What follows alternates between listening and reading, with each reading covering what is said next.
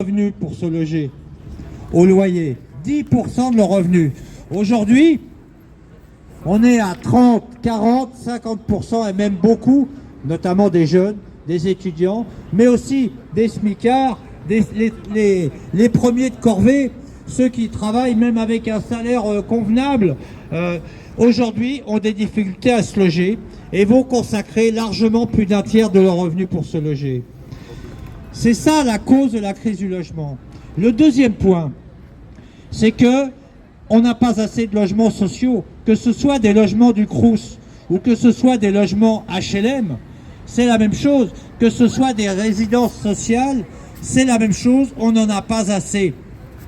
On n'en a pas assez. Et donc, il y a la nécessité d'orienter le budget de l'État, non plus vers des aides fiscales, des cadeaux fiscaux aux investisseurs, des allègements d'impôts pour ceux qui gardent et qui spéculent avec le logement et qui gardent leur logement pendant des années, pour ceux qui louent Airbnb et qui ont des allègements fiscaux,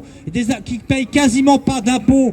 parce que c'est considéré comme on va dire une entreprise, hein, un investissement, une entreprise, et donc ils ne payent quasiment pas d'impôts, alors qu'on a bien compris, on sait que Airbnb est une des causes, mais pas la seule évidemment, est une des causes des difficultés d'accès au logement. Particulièrement aujourd'hui,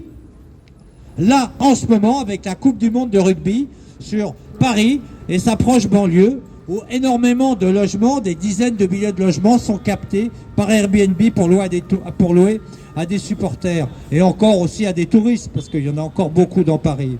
Jusqu'à fin octobre, en fait, on a une captation du marché locatif privé, hein, à des fins de profit, de rentabilité. Et évidemment, tout ça aussi met en difficulté encore plus les